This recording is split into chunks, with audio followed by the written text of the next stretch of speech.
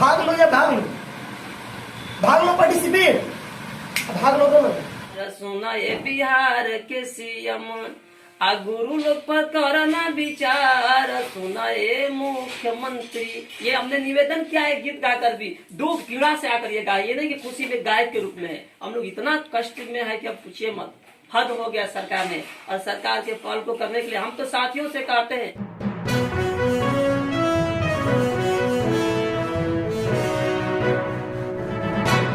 आप देख सकते हैं इन तस्वीरों में कि आदित्य सर एक नाम ही नहीं है, एक काम भी है। और इन्हें जो है 2018 में बिहार श्री रत्न से सम्मानित किया गया था। और आप देख सकते हैं बिल्कुल तस्वीरों में इन्हें विभिन्न प्रकार से पुरस्कारों से नवाजा गया है। और इनके कोचिंग में बच्चों को हौसलों को बुलंद करने के लिए विभिन्न प्रकार के जो मोटिवेटर होते हैं वो भी आए हैं। आप देख सकते हैं इन तस्वीरों में, ये तस्वीरें बहुत कुछ कहती है, जैसा कि आप इन तस्वीरों में देख रहे हैं। नमस्कार दोस्तों, दनीश पद के साथ मैं नरेंद्र बसंत। दर्शकों, जैसा कि आपको ज्ञात है कि लॉकडाउन लगभग 5 महीने से अधिक हो गए हैं। सभी चीजें अपने शर्त के अनुसार खुल गई, लेकिन शिक्षण शैली एक ऐसा कार्य रहा जो सरकार की नजर में अछूता रह गया। सरकार को तनिक भी इस बात का ख्याल नहीं आया कि जिन निजी शिक्षकों का घर जो है एक छोटे से कोचिंग चलाने से चलता है, अब वो कैसे चल रहा होगा। इस मुद्दे पर बातचीत करने के लिए आज हमारे साथ एक ऐसे शख्स जुड़े हैं जो किसी परिचय के मोहताज नहीं है। वो है पूर्व में आत्मनिर्भर और वर्तमान में बेरोजगार महाभारत क्लासेस के director Aditya Madhesia sir. Sir, आपका हमारे चैनल में बहुत बहुत स्वागत है। बहुत बहुत धन्यवाद है आपको, आपकी बधाई हो कि आप जल्द से जल्द और आगे बढ़े और नए प्रतिमान रखें और हमेशा अच्छे मुद्दे उठाते हैं। मैं देखता हूँ, अच्छा लगता है और आवाज़ को ऐसे ही बुलंद रखेंगे सत्य के साथ। सर, आप एक निजी कोचिंग संचालक है, तो लॉकडाउन लगभग 5 महीने से अधिक दिन होने को है। किस तरीके से आर्थिक संकट का आप सामना कर रहे हैं? देखिए, आर्थिक संकट की बात करें तो हम लोग के सामने तो विपदा का एक पहाड़ टूट गया है, क्योंकि 22 मार्च से जनता कर्फ्यू लगा और आपको ही मालूम है कि कोरोना वायरस को WHO ने एक वैश्विक महामारी घोषित कर दिया। हम सभी शिक्षक जो निजी थे, सभी लोग क्या किए, सरकार के जो भी आदेश आए हम लोगों ने पालन किया और लगातार हम लोग आगे बढ़ते चले गए। लेकिन वक्त के साथ धीरे धीरे हम लोगों की स्थिति दुर्बल होते जा रहे हैं। दुर्बल इसलिए कहें कि दिनहीन होते जा रहे हैं, क्योंकि होली पहले हम लोग का क्लास बंद हुआ था। जो भी इंस्टीट्यूशन है, कोचिंग है, होली पहले बंद हुआ था। जो भी थोड़ी बहुत हम लोग की सेविंग थी, हम लोग बहुत से बड़े कम पैसे लेकर पढ़ाते हैं बच्चों को। यहाँ तो वही लोग पढ़ते हैं जो कि मध्यम वर्ग से लोग हैं, उन्हीं लोगों को पढ़ाते 2000, 3000 या 4000 सालाना लेकर हम लोग पढ़ाते हैं पूरे कोर्स में। तो होली पहले हम लोग का सेशन जो है समाप्त हो चुका और नए सेशन का हम इंतजार करें, तब तक अचानक से लॉकडाउन लग गया।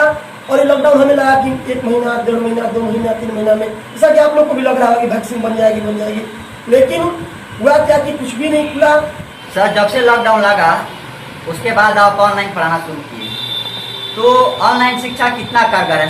सरकार भी इस चीज को बढ़ावा दे रही है, आपके अनुसार कितना कारगर साबित हो रहा है बच्चों के लिए?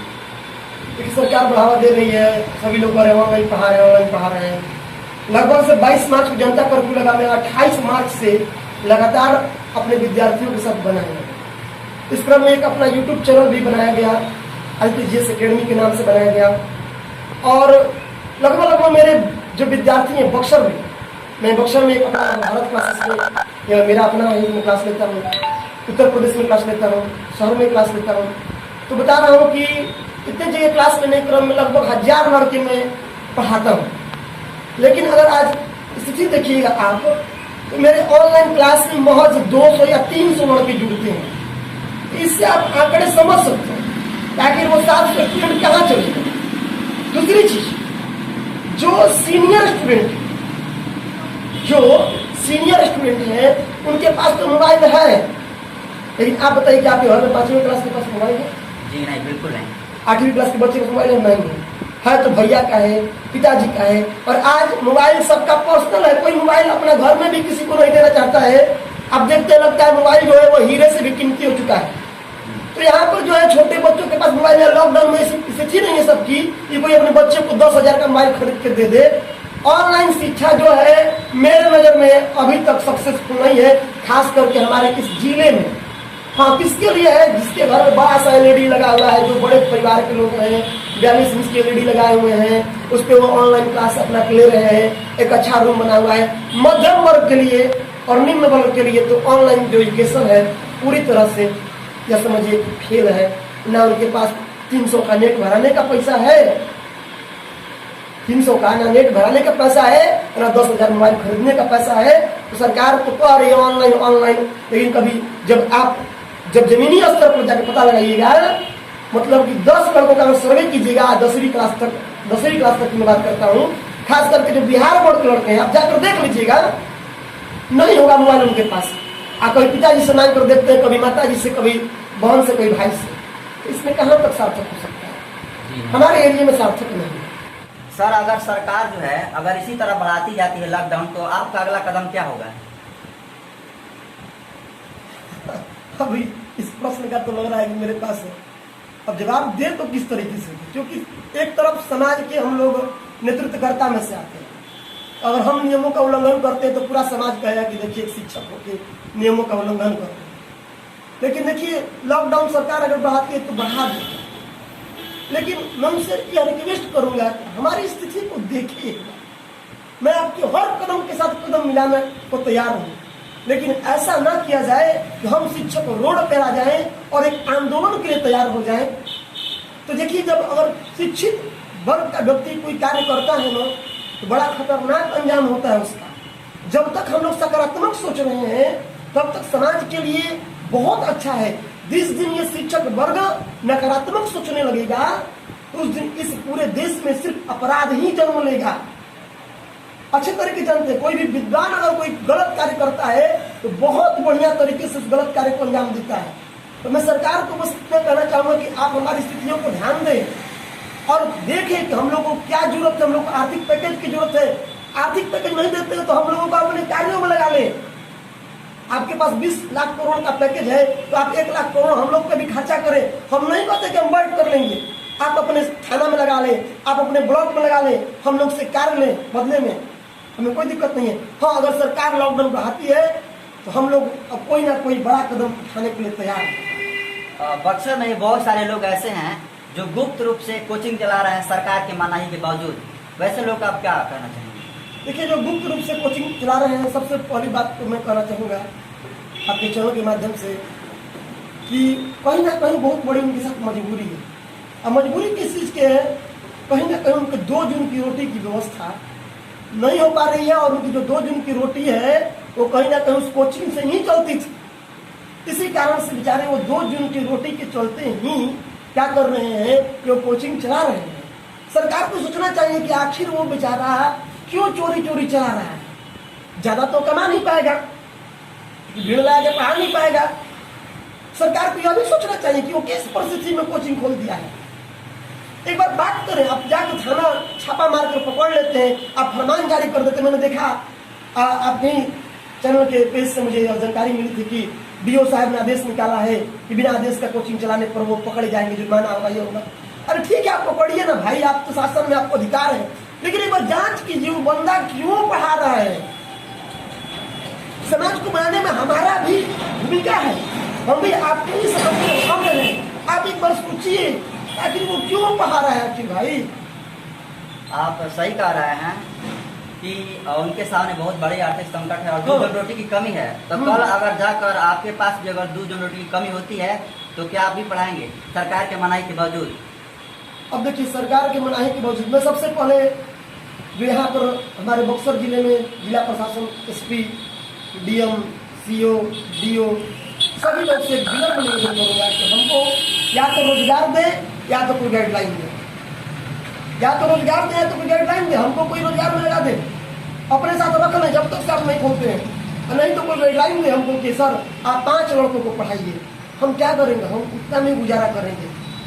अगर गाइडलाइन नहीं देती है तो कुछ ना कुछ तो करना ही पड़ेगा, नहीं तो कलम उठानी पड़ेगी, नहीं तो तलवार उठाना पड़ेगा। अब 2 ही उपाय है। आदित्य मदेशिया एक ऐसा शख्स है जो बक्सर में अपने जज्बे और जोश के पढ़ाने के साथ जाना जाता है। सर, इतना जज्बा और जोश आपके पास कहाँ से आता है? देखिए, जज्बा और जोश की अगर बात करें तो एक बार क्रांति आई थी अन्ना हजारे की, क्या होगा आप लोगों को, महाराष्ट्र के रालेगढ़ सिद्धि ग्राम से शायद बिजली विभाग की समस्या को लेकर वो पहली बार आए थे। तो मैं अक्सर सीखता हूँ और मैं कहता हूँ कि जो भी लोग लर्नर है, पढ़ने वाले हैं, कभी भी अपने विद्या का घमंड नहीं करना चाहिए। तो इस आंदोलन में उन्होंने कहा था कि लोगों ने उनसे सीख यही सवाल आज तक के किसी कॉरेस्पोंडेंस ने उनसे पूछा था कि आप इस उम्र में इतनी ऊर्जा कहाँ से लाते हैं। अन्ना हजारे से कम से कम जो आप प्रश्न किए हमसे, आज तक के कॉरेस्पोंडेंस, मुझे नाम नहीं याद आ रहा है उनका, लेकिन ये न्यूज आप जो हमसे कह रहे हैं ये मुझे याद आ रहा है। यही क्वेश्चन उन्होंने कहा था कि जब मैं भीड़ को देखता हूँ तो मुझे ऊर्जा मिलती है। तो ठीक वो अभी कंडीशन मेरे साथ है, जब अपने क्लासरूम में 70 लड़कों को 100 लड़कों को जब मैं भीड़ देखता हूँ तो ऑटोमेटिक मुझे ऊर्जा आ जाती है।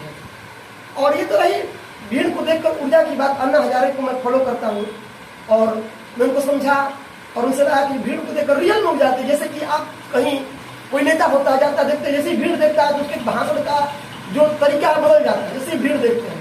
सही बात है, भीड़ को देखकर ऊर्जा आ जाती है। जब संस्थान में लड़के होते हैं तो ऊर्जा आती है।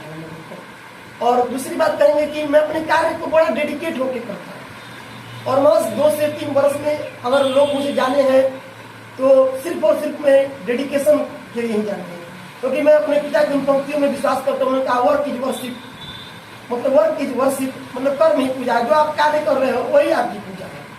जी बिल्कुल, आदित्य सर की इस बात को सभी लोगों को फॉलो करनी चाहिए, तभी मैं समझता हूँ कि जीवन में सफलता को प्राप्त किया जा सकता है। सर, इस चैनल के माध्यम से अपने विद्यार्थियों के लिए क्या संदेश देना चाहेंगे? क्योंकि संदेश तो सभी लोग को बस एक ही देना चाहेंगे, भाग लो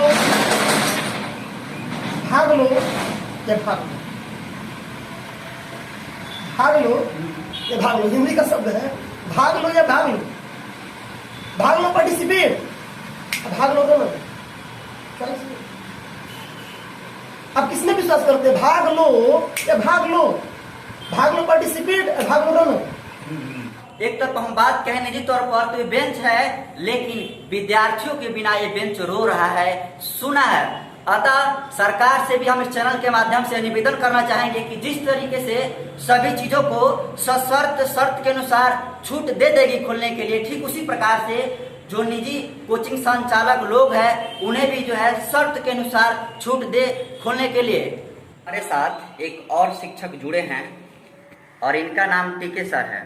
सर, सबसे पहले तो हम आपका अपने चैनल में स्वागत करते हैं।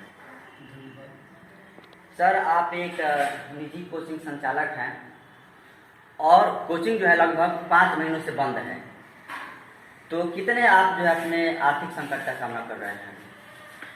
देखिए, कोचिंग बंद होने के बाद हम लोग किसी तरह से अपने परिवार का जीविकोपार्जन कर रहे थे कि चलिए 1 नहीं 2 माह, 2 नहीं 3 माह के बाद खुल जाएगा। लेकिन उस स्थिति में तो किसी तरह से हम लोग संघर्ष करके अपने परिवार के जीविकोपार्जन कर रहे थे, किसी तरह से चला रहे थे। लेकिन जब 2 या 3 माह के बाद जब खुलने का अवसर नहीं नजर आ रहा है तो अब हम लोग आस बिल्कुल टूट गया है और परिवार को चलाने का कोई दूसरा साधन दिखाई नहीं दे रहा है, जिससे लोग अब मरने के कगार पर हैं। अब हम लोग से ऐसा हम लोग वर्ग हैं कि हम लोग से शिक्षा के सिवा कोई दूसरा काम भी नहीं हो सकता है। न हम लोग तो कोई मजदूरी का काम कर सकते हैं और न ही अन्य कोई कार्य कर सकते हैं और न ही समाज में हम लोग किसी के सामने अपनी मजबूरी भी कह सकते हैं। इसलिए हम लोग की स्थिति इतने दयनीय हो गई है कि हम लोग अपने आप में घुटन महसूस कर रहे हैं और ऐसा लगता है कि हम लोग का परिवार बिखर जाएगा। सर, बहुत सारी ऐसी घटनाएं आ रही हैं कि शिक्षक जो है आत्महत्या करने पर विवश है, बहुत सारे टीचर चोरी कर रहा है, इसके बारे में आप क्या कहेंगे? जी, मेरा मानना यह है कि ऐसी विकट स्थितियां आ गई है कि लोग जो है अब अपने परिवार को चलाने में असमर्थ हैं। अपने परिवार और बच्चे के जो मुख्य आवश्यकताएं होती है उन आवश्यकताओं को पूर्ति करने में असमर्थ हो जाते हैं। उस स्थिति में उनको कभी कभी ऐसा लगता है कि मुझे जीने से बेहतर मर जाना है, आत्महत्या कर लेना है, जो अपने मुख्य आवश्यकताओं का हम अपने परिवार का भरण पोषण नहीं कर सकते। दर्शकों, जैसा कि आपको ज्ञात है कि लॉकडाउन को लगभग हुए 4-5 महीने से अधिक दिन हो गए हैं और सभी चीजें अपने शर्त के अनुसार खुल गई है, लेकिन शिक्षण शैली एक ऐसा कार्य रहा जो कि सरकार की नज़र से अछूते रह गया। तो सरकार को तनिक भी इस बात का ख्याल नहीं आया कि जो निजी शिक्षक लोग हैं, जिनका परिवार जो है एक छोटे से कोचिंग चलाने से ही चलता है, वो कितने बड़े इस लॉकडाउन में आर्थिक संकट का सामना कर रहे हैं। हमारे साथ एक शिक्षक जुड़ चुके हैं, इनका नाम राजेंद्र सिंह पड़ेगा और ये बक्सर के एक बेहतरीन शिक्षक हैं और इनसे मिलते हैं और जानने की कोशिश करते हैं कि किस तरीके से ये लोग आर्थिक संकट का सामना कर रहे हैं। कैसे कर रहे हैं? सबसे पहले तो आपको स्वागत कर रहा हूं कि हमारी इस वित्तीय स्थिति में आप मतलब कि ये आवाज उठा रहे हैं। स्थिति तो आप सभी को कहा जाए तो सामने दिख रहा है, क्योंकि लगभग 110 दिन के आसपास ये कोरोना महामारी के वजह से जो लॉकडाउन की परिस्थिति जो दिख रहा है ये आपको चल गया है। तो इस स्थिति में अगर प्राइवेट टीचर हम सब जो कोचिंग चलाकर अधिकतर जो शिक्षक है जिनका अपना घर भी नहीं है, आसपास ग्रामीण क्षेत्रों से आकर यहाँ बक्सर में जो रह रहा है उसको भी किराया देना है, जिस मकान में रह रहा है, और जो कोचिंग खोला हुआ है उसको भी पैसा किराया देना है। और रकम भी कोई 2-4-500 नहीं है, कोई भी अगर छोटा भी आप मतलब कि इंस्टीट्यूट चला रहे तो 4 से 3 हजार रुपये आपको देना है रूम का भी, यानी आपको मान के चले कि 6 से 7 हजार रुपये आपको ये मंथली खर्च है रेंट के रूप में। अब सरकार की बात रहा तो बाजार तमाम चीजें संपूर्ण रूप से खुल चुका है, विभिन्न मंदिरें खुल चुकी है, और ये सरकार की सबसे बड़ी ये बात ये है कि ये विभिन्न पार्टियों का संगठन बड़े पैमाने पर कार्यरत है, लेकिन हम जो प्राइवेट टीचर है हम लोग के ऊपर कोई ध्यान नहीं है। कितने बार हम लोग बक्सर के सारे टीचर एसोसिएशन के द्वारा हम लोग डीएम साहब से भी मिले, तो डीएम साहब ने बोले कि हम लोगों की कोई ऊपर से आदेश नहीं आया है। तो हम लोग बोले कि सोशल डिस्टेंस के तहत हम लोग 5-10 ही बच्चे पढ़ाए, ताकि अपना कम से कम जिससे हम भोजन अपना चलाए, क्योंकि कुछ पैसा आएगा तो उससे राशन खरीद कर चलाएंगे। स्थिति ऐसी है कि बहुत लोग जो ऐसे टीचर है जिनका पैसा 2-4-5 आता है उससे चावल गेहूं खरीद कर खाना भी खाते हैं। तो बिल्कुल भुखमरी की स्थिति हो गया। अब इसको दिखाने की बात नहीं है, हम लोग नेताओं की तरह धारणा न दे दें, थाली न पेटे, हम लोग रिक्शा न चलाए, ये स्थिति में हम लोग नहीं है, लेकिन रियल से बहुत हम लोग दुखी है। अब सिर्फ एक ही रास्ता दिख रहा है हम लोग के लिए कि बस या तो हम लोग अपने आत्म हत्या की मतलब की बात कगार पर चले, या तो हम लोग चुपचाप एकदम अंग्रेजी हुकूमत की जिस प्रकार से सरकार चल रही थी, कोई आवाज नहीं, न कोई दलील है, न कोई अपील है ना, उस तरह से हम लोग को सरकार के पद करना है। बिल्कुल सही बात कर रहे हैं राजेंद्र सर। और बहुत सारी ऐसी घटनाएं लॉकडाउन में देखने को मिल रही है। अभी कल परसों की घटना है कि पटना में जो है 2 शिक्षक थे जो कि पीएनबी बैंक में डाका डाला था, लगभग 22 लाख रुपए की चोरी की थी। इस पर सवाल भी खड़ा होता है कि सर विश्वास ये किस पर किया जाए जब टीचर ही चोरी करने लगेगा, तो क्या कहेंगे? बिल्कुल, ये चोरी डकैती या कोई भी कदम जब कोई उठाया जाता है तो इसका 2 कंडीशन, एक कंडीशन जो होता है लोग विवश होकर, एक तो होता है कि उसका एक मतलब कि अपना एक आदत ही हो जाता है, रोजगार ही हो जाता है। तो टीचर तो जब टीचर को चोरी करना होता, डकैती करना होता, तो पसीना बहाकर पढ़ता क्यों उतना, बच्चों को पढ़ाता क्या, कोचिंग का प्रचार क्यों करता, कोचिंग को भाड़े पर क्यों लेता है? इससे स्पष्ट है कि कोचिंग वाले या टीचर जो चोरी के मुद्दे में विवश होकर अपने भोजन को किस प्रकार से मरता क्या नहीं करता है, ये बात है। और खासकर बिहार सरकार की बात करें तो बिहार में चुनाव है। अब बिहार में चुनाव है तो अभी बक्सर की बात करूं तो 2 से 3 रोज पहले आपको पता होगा बक्सर के रमरेखा घाट में जमावड़ा लगा था नेताओं का। नगर भवन में अब अलग अलग पार्टियां जो तमाम पार्टियां हैं संगठन कर रही है, उसमें सैकड़ों की भीड़ है। हम गिलगिला रहे, हम टीचर बोल रहे हैं कि सर कम से कम हम लोग को 10-10 बच्चों को भी पढ़ाने दिया जाए। तो ये बिहार सरकार के कान पर कोई प्रभाव नहीं पड़ा है। लगता है कि शिक्षा से उनका दूर दूर तक दुश्मन है, जैसे अंग्रेजों का हमारे भारतीयों से जैसे काले गोरे का भेदभाव कर रखता है उस तरह से। क्योंकि स्थिति इतना दयनीय कर दिया गया है इस सरकार के द्वारा कि अब हम लोग का एक ही रास्ता है। इस सरकार के संबंध में अगर जितना भी हम लोग निंदन करें वह कम है, ये बात है। सरकार ऑनलाइन टीचिंग को बढ़ावा दे रही है, वो कितना कारगर हो रहा है? यही तो दिक्कत है। 2014 से मेक इन इंडिया की शुरुआत मोदी जी ने किया, अच्छा पहल हुआ,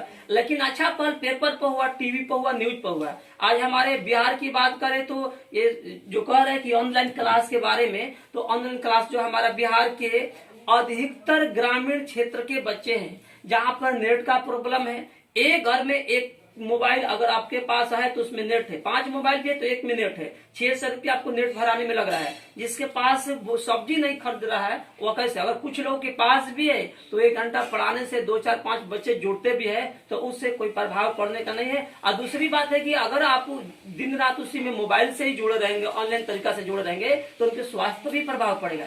तो ये सरकार को सोचना चाहिए। हालांकि ये सरकार सोच लिया है कि किसी प्रकार से शिक्षा को दंड कर देना है, शिक्षा वाले संस्थाओं को दंड करना है और किस प्रकार से बढ़ावा देना है। देश में हमारा बिहार का इतना भयावह स्थिति है, या जब हमारे बिहार के बच्चे हर प्रकार से एक्टिव होते हैं अपने कार्यों के लिए, लेकिन सरकार एक्टिव है अपने इन कार्यों को दूर करने के लिए। तो ये बिहार सरकार से हम लोग तो बार बार अपील करते हैं। अब बहुत सारे ऐसे लोग हैं जो कि गुप्त रूप से सरकार के मनाही के बावजूद भी कोचिंग चला रहे हैं, वैसे लोग का आप क्या कहिए? बिल्कुल, ये हम तो सलाह भी देते हैं कि अब हम लोग मानेंगे नहीं। हम लोग की इतना स्थिति हो गया है, कल हमारे से सर एक मिले थे, ऐसे हम मुनाल कोचिंग और लाल सक्सेस अकेडमी में हम 2 जगह भी हम लोग अपना संस्था चलाते हैं, दोनों मिलकर पढ़ाते हैं। तो बहुत सारे हैं जो एक सर हमारे से मिले थे, बिना क्लासेज है कि सर मेरे पास तो हम तो अपना घर भी रहते हैं रूम पर है और अपना कोचिंग भी रूम पर किराए पर रखे हुए हैं, तो हमारे पास तो अब सब्जी का भी पैसा नहीं है। तो उनको हमने गांव छोड़ा अपने गाड़ी से, अब बोले कि बस गांव में ही अपना गुजारा करेंगे। अब दूसरी बात क्या है, 2 4 10 बच्चों को पढ़ाना एकदम अनिवार्य सरकार नहीं कर रहे हैं, तो हम टीचर सारे लोग अब पढ़ाना शुरू करेंगे। अब हम लोग बहुत सा, अब हम लोगों से शान की बात नहीं है, वरना उसी तरह हम लोग गिरफ्तार होकर जेल में जाएंगे, उसमें तो कम से कम भोजन मिलेगा। तो ये स्थिति हम लोग का रहेगा। सर, आप बक्सर में आप एक अलग पहचान के लिए जाने जाते हैं। आप सभी बच्चों को मनोरंजन के साथ पढ़ाते हैं, वो कितना कारगर होता है? अच्छा है, हम अपने बातों में शायरी के माध्यम से, कभी गुनगुनाकर गीत के माध्यम से भी, अभी एक मैंने गाना गाया है, सरकार से निवेदन किया है भोजपुरी में ही कि सरकार इस पर वही गाया है, एक लाइन कहेंगे तो आपको गाकर देना सुनना। उसमें गाए हैं कि आई चुनाव जे आई मुरौरा गौवा, आई चुनाव जब आई मुरौरा गौवा, वोट के होई बहिष्कार, सुनाए नीतीश चाचा, सुनिए बिहार के सीएम, आ टीचर लोग पर करी ना विचार, सुनिए बिहार के सीएम। ये हम लोग का दुख है, ये कोई संगीत बात नहीं है, निवेदन किया गया है। हम लोगों ने इस प्रकार से गीत गाकर सरकार से निवेदन किया। यह भी बताए है जहिया से बंद भइल कोचिंग या स्कूलिया, सब शिक्षक के बदल गइल हुलिया, खुला बा बाजारिया कोरोना महामारिया में, पूरा मार्केट खुला है, जाम हर जगह है, खुला बा बाजारिया कोरोना महामारिया में, आ कोचिंग पपहरा तोहार, सुना ये बिहार के सीएम, आ गुरु लोग पर करना विचार, सुनाए मुख्यमंत्री। ये हमने निवेदन किया है गीत गाकर भी, दुख पीड़ा से आकर ये गाय, ये नहीं कि खुशी में गायक के रूप में है। हम लोग इतना कष्ट में है कि अब पूछिए मत, हद हो गया सरकार ने। और सरकार के पहल को करने के लिए हम तो साथियों से कहते हैं, जितने हमारे प्राइवेट टीचर कोचिंग वाले, हम तो कहते हैं कि आप लोगों को अब ये कदम उठा देना चाहिए, आप लोगों को कर देना चाहिए। क्योंकि एक शेर हम लोगों के पक्ष में बोलता हूँ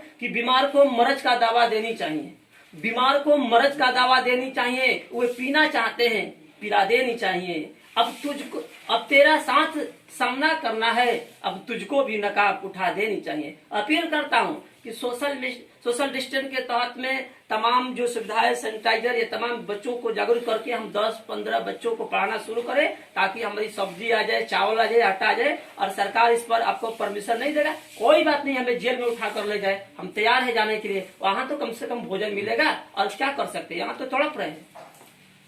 बिल्कुल सही बात कर रहे हैं सर कि जिस तरीके से शिक्षकों का दर्द है, जिस तरीके से सभी चीज़ों को शर्त के अनुसार छूट दे दी गई खोलने के लिए, उसी तरह शिक्षण शैली को भी सरकार को शर्त के अनुसार जो है छूट देनी चाहिए खोलने के लिए। क्योंकि मैं समझता हूं कि शिक्षक और छात्र जितनी सोशल डिस्टेंसिंग के साथ फिजिकल डिस्टेंसिंग को मेंटेन कर सकते हैं, उतना कोई नहीं। बिल्कुल, आपको हमारे चैनल सुनने के लिए बहुत बहुत धन्यवाद। आपको भी बहुत धन्यवाद। और सरकार से मैं एक बार और हाथ जोड़कर निवेदन कर रहा हूँ कि शीघ्रता से विचार कीजिए, वरना आपकी ये जो प्रोडक्ट करने वाला, जहाँ से शिक्षा उत्पन्न होती है, तो वे अगर संस्था ही समाप्त हो जाएगा तो आपका ये बिहार में बहार है नीतीश कुमार वाला नारा है बिल्कुल बेकार हो जाएगा। इसलिए जरूर विचार कीजिए, शीघ्रता से विचार कीजिए।